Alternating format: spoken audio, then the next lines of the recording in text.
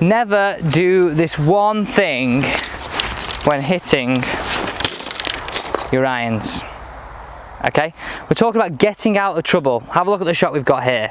We're getting out of trouble under the trees, but this is really going to help you not only get out of trouble, because let's be honest, we go in it quite a lot, but number two, compress your irons. Let's get into today's video. So let's talk about the technique that you can use tomorrow when you're out on the golf course and you're facing this situation, because you saw my tee shot. It wasn't that bad. Okay, so let's go straight face on. If you come around this way, I'll move my bag for you as well. New putter, guys. I've not shown it off that much, I promise. Okay, so what are we trying to control? This is how I get everybody to learn this shot. We stand here. We're going to take a slightly narrower stance. We're going to pull our left foot back, and we're going to preempt where we want to be at impact. So we're going to go hips, hands.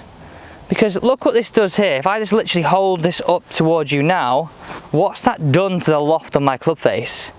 Hands ahead, taking loft off. Hands behind, adds loft. That's why a lot of you, and including myself on bad swings, we don't see a significant distance between when we hit our longer irons. Okay? So we'll do that again. Narrower stance, hips, hands. So this is what we're trying to really control down at impact within our swing, not our setup yet, to help us deal off the club, hit that punching shot out, so you can capitalise in these situations. Because this one is one where we can get on the green, we still have a sniff of making a par, or definitely getting to stay within points. Let's start now with setup and into a drill to really help you master this. Let's talk through the setup. Now, the three things we're trying to control in this punch shot to get you out of trouble is our angle of attack, our dynamic loft, so the loft the golf club has an impact, we know that now, and also the speed of the club, so reducing the spin on the golf ball. Now what we've got to think about here is, to do all these things, we're going to adjust where we're holding on the club, we're going to put the ball back, and we're going to get our weight forwards. So this is what I want you to follow in terms of your setup. Firstly, let's start with grip. Quite possibly the only thing that are contact with the golf club, so let's get holding it in the middle of the grip. So usually I would be up here. Now I'm going to go a little bit down. So you can see that even amount of grip, top and bottom. Now what I want you to do is I want you to take a slightly narrower stance than you would normally for your iron shot. I've got a 7-iron in my hand here, and I know I can get it under here. Okay, I'm going to take a ball position now, which is just in the back half of my stance. And a simple way for you to do this, think of your buttons on your shirt. Ball position to the right of your buttons on your shirt. Pull the left foot back, put your weight on your left hand side. So we've started to really control and address all those factors. Ball back, weight forward, more down, but also getting our weight forward reduces dynamic loft. Gripping down reduces speed. So we're trying to make sure our setup is emulating exactly what I want to do in the shot.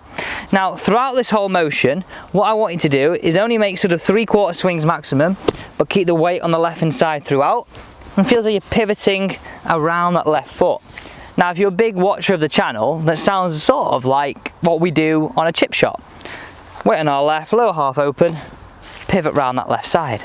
Key things to make some good similarities, because I think it just helps us compartmentalise it moving forwards. So let's hit this shot away and get it on the green.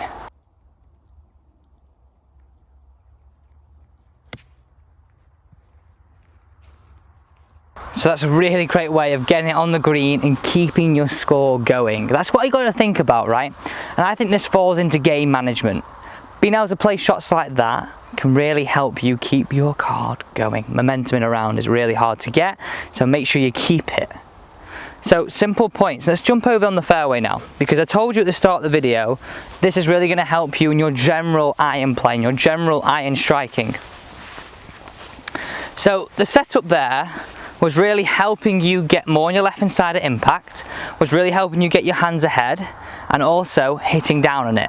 A lot of you who struggle with your long irons will struggle with all those factors. So I think this is a great drill I want you to do at the driving range when you're warming up. Don't put the ball as far back in your stance as we had it there, but put the ball maybe 2 or 3 positions back of where you'd have it normally.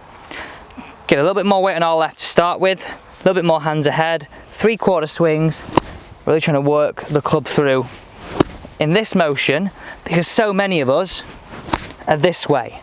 So I think it's just a great way for you to use an actual shot in play as a drill to improve your overall iron play. So just like this, I got my 7-iron here. I put it more like where pitching wedge 9-iron would be. A little bit of weight left, a little bit of hands ahead. Just getting a real good crisp strike on the golf ball, something we all struggle with. Now, a word of warning here, when we're hitting some punch shots out the trees to begin with, I would definitely recommend going with sort of your 6-iron, 5-iron before going to 7-iron, just because they've got less loft in general and it's going to help you get the ball out. You know, I've been giving a lot away recently on the channel. Now, the reason is, well, without all you guys watching the videos, we wouldn't be where we are, so I wanted to thank you for it. We've got another giveaway. Limited edition Cobra Rad Speed driver in the moving day collection colours. This orange, the burnt orange, oh, how nice is this? So, tomorrow's video, make sure you hit the bell on today's video, subscribe and hit the bell, because in tomorrow's video, I'm going to give you a chance of winning one of these. And as always, I have PDFs which fit to every single one of these videos. Don't forget to look at the relevant links down below to make sure you don't miss out on them. See you tomorrow for the giveaway.